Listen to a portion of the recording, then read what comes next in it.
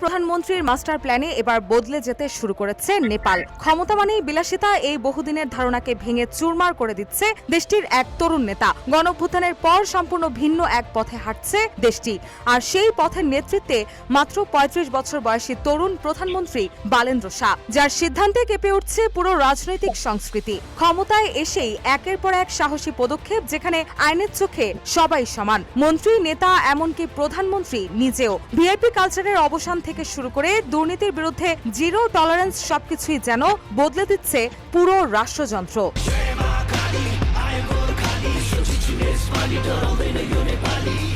সরকারের দায়িত্ব নেওয়ার পর থেকেই প্রধানমন্ত্রী বালেন্দ্র শাহ একের পর এক এমন সিদ্ধান্ত নিচ্ছেন যা আগে কল্পনাও করা যেত না। লেস অয়েল অ্যাবজর্ব করে আপনার পরিবারকে রাখে হেলদি। ফুড গ্রেড ম্যাটেরিয়ালে তৈরি যমুনা কুকওয়্যার। ক্ষমতা গ্রহণের মাত্র ১৩ দিনের মধ্যেই তিনি নেন একটি যুগান্তকারী সিদ্ধান্ত। দেশ থেকে কার্যত বিদায় দেওয়া হয় তথাকথিত ভিআইপি কালচার। আগে যেখানে মন্ত্রী বা বড় নেতাদের গাড়িবহর জ্বললে ঘন্টার পর ঘন্টা রাস্তা বন্ধ থাকত, এখন সেই দৃশ্য পুরোপুরি বদলে গেছে। রাজধানী কাঠমান্ডুর ব্যস্ত সড়কে এখন আর কোনো নেতার জন্য সাধারণ মানুষকে অপেক্ষা করতে হয় না। এমনকি প্রধানমন্ত্রী বা মন্ত্রীদের গাড়িও এখন ট্রাফিক আইনের বাইরে নয়। ট্রাফিক পুলিশকে দেওয়া হয়েছে সর্বোচ্চ ক্ষমতা। প্রয়োজনে ট্রাফিক পুলিশ মন্ত্রী ও এমপিদের গাড়ি থামিয়ে তল্লাশিও করতে পারবে।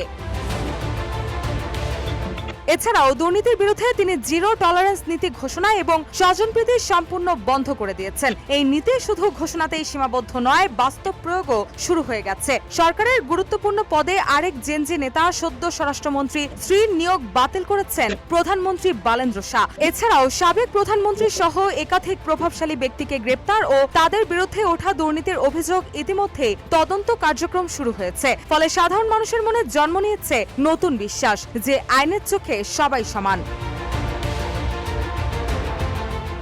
এদিকে শিক্ষা ও প্রশাসন ব্যবস্থাকে রাজনীতি মুক্ত করার উদ্যোগ দেশ জুড়ে তৈরি করেছে ব্যাপক আলোড়ন। দীর্ঘদিন ধরে ছাত্র রাজনীতি ও দলীয় প্রভাবের কারণে শিক্ষা প্রতিষ্ঠানগুলো ছিল অস্থির। তবে নতুন সরকারের সিদ্ধান্ত অনুযায়ী স্কুল ও কলেজের দলীয় রাজনৈতিক কার্যক্রম সম্পূর্ণ নিষিদ্ধ করা হয়েছে, যাতে শিক্ষার্থীরা রাজনৈতিক সংঘর্ষ নয়, শিক্ষায় মনোযোগ দিতে পারে। স্বাস্থ্য খাতেও এসেছে বড় পরিবর্তন। সাধারণ মানুষের চিকিৎসা নিশ্চিত করতে সরকারি ও বেসরকারি হাসপাতালের একটি বড় অংশের সেবা বিনামূল্যে ব্যবহারের সুযোগ দেওয়া হয়েছে, যাতে দরিদ্র ও মধ্যবিত্ত মানুষ চিকিৎসা ব্যয়ের চাপে না পড়ে। ফলে বহু মানুষ প্রথমবারের মতো স্বস্তির নিঃশ্বাস ফেলছে। শুধু তাই নয়, নারীর নিরাপত্তাও এখন সরকারের অগ্রাধিকারের শীর্ষে রয়েছে। নারীরা যেন নিরাপদে কর্মস্থল বা শিক্ষা প্রতিষ্ঠানে যাতায়াত করতে পারে, সেজন্য চালু করা হয়েছে ব্লু বাস নামের বিশেষ পরিবহন ব্যবস্থা। নির্দিষ্ট রুটে চলা এই বাসগুলোতে নারীরা বিনা ভাড়ায় ভ্রমণ করতে পারছেন, যা সমাজে ইতিবাচক প্রতিক্রিয়া সৃষ্টি করেছে। এছাড়াও প্রশাসনিক কাজের গতি বাড়াতে মন্ত্রণালয়ের সংখ্যা কমিয়ে আনা হয়েছে। অপ্রয়োজনীয় আমলাতান্ত্রিক জটিলতা কমিয়ে দ্রুত সিদ্ধান্ত গ্রহণ এবং সরকারি সেবা মানুষের কাছে সহজভাবে পৌঁছে দেওয়াই এর মূল লক্ষ্য।